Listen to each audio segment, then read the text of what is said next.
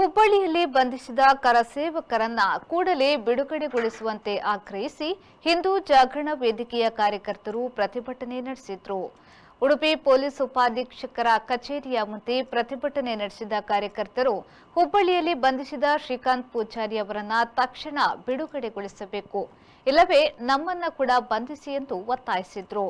ದೇಶದಲ್ಲಿ ರಾಮಮಂದಿರ ಉದ್ಘಾಟನೆಯ ಸಂಭ್ರಮ ಮನೆ ಮಾಡಿದೆ. ಸಿದ್ದರಾಮಯ್ಯ ನೇತೃತ್ವದ ರಾಜ್ಯದ ಕಾಂಗ್ರೆಸ್ ಸರ್ಕಾರ 30 ವರ್ಷ ಹಳೆಯ ಕೇಸನ್ನ ಅನಗತ್ಯವಾಗಿ ಕೆದಕುತ್ತಿದೆ. ಇಂದು ಕಾರ್ಯಕರ್ತನನ್ನ ಬಂಧಿಸುವ ಮೂಲಕ ಹಿಂದೂಗಳ ಭಾವನೆಗಳಿಗೆ ಧಕ್ಕೆ ತರುವ ಜೊತೆಗೆ ಹಿಂದೂಗಳನ್ನ ದಮನ ಮಾಡಲು ಹೊರಟಿರುವುದು ಖಂಡನೀಯ ಎಂದರು. ರಾಜ್ಯ ಸರ್ಕಾರದ ವಿರುದ್ಧ ಧಿಕ್ಕಾರ ಕೂಗಿದ ಹಿಂದೂ ಕಾರ್ಯಕರ್ತರು ತಕ್ಷಣ ಬಂಧಿತರನ್ನ ಬಿಡುಗಡೆಗೊಳಿಸಬೇಕು, ಇಲ್ಲವಾದರೆ ರಾಜ್ಯವ್ಯಾಪಿ ರಸ್ತೆ ಇಳಿದು ಉಗ್ರ ಹೋರಾಟ ನಡೆಸುವ ಎಚ್ಚರಿಕೆಯನ್ನ ನೀಡಿದರು.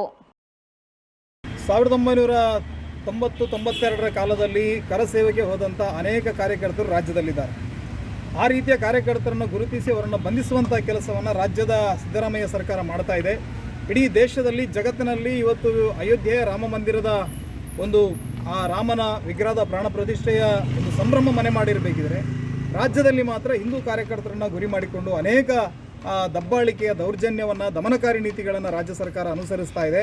ಇದೆಲ್ಲದರ ವಿರುದ್ಧವಾಗಿ ಇವತ್ತು ಹಿಂದೂ ಜಾಗರಣ ವೇದಿಕೆ ಉಡುಪಿ ನಗರ ಭಾಗದ ಕಾರ್ಯಕರ್ತರು ನಾವು ಸೇರಿ DYSP ಆಫೀಸಲ್ಲಿ ನಮ್ಮ ವಿರೋಧವನ್ನು ಅಲ್ಲಿ ಪ್ರದರ್ಶಿಸಿದ್ದೇವೆ.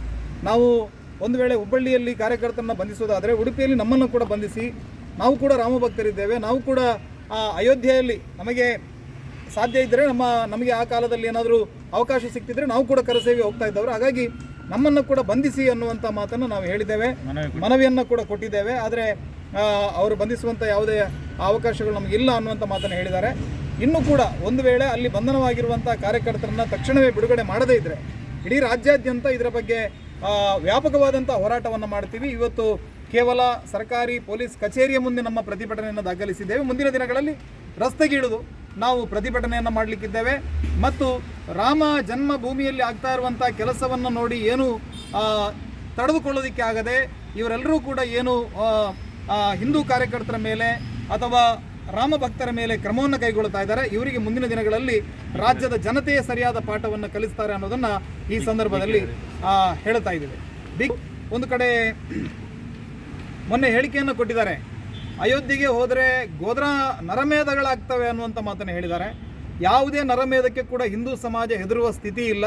ಗೋದ್ರಾ ನರಮೇಧಕ್ಕೆ ಆ ಕಾಲದಲ್ಲಿ ಗುಜರಾತಿನ ಹಿಂದೂಗಳು ಹೇಗೆ ಉತ್ತರವನ್ನು ಕೊಟ್ಟಿದ್ದಾರೆ ಅನ್ನೋದನ್ನು ಇಡೀ ದೇಶ ನೋಡಿದೆ. ಹಾಗಾಗಿ ಆ ರೀತಿಯ ಪೊಳ್ಳು ಧಮಕಿಗಳನ್ನೆಲ್ಲ ಹಿಂದೂ ಸಮಾಜಕ್ಕೆ ಹಾಕುವಂಥ ಪ್ರಯತ್ನವನ್ನು ಯಾವ ಕಾಂಗ್ರೆಸ್ಸಿಗರು ಕೂಡ ಮಾಡಬಾರ್ದು. ಮಾಡಿದರೆ ಅದಕ್ಕೂ ಕೂಡ ಸರಿಯಾದ ಉತ್ತರವನ್ನು ಅಂಗ ಪರಿವಾರ ಇರ್ಬೋದು ಅಥವಾ ಅಂಗಸಂಸ್ಥೆಗಳು ಸಿದ್ಧವಾಗಿವೆ ಅನ್ನೋದನ್ನು ಈ ಸಂದರ್ಭದಲ್ಲಿ ಹೇಳಿದರು.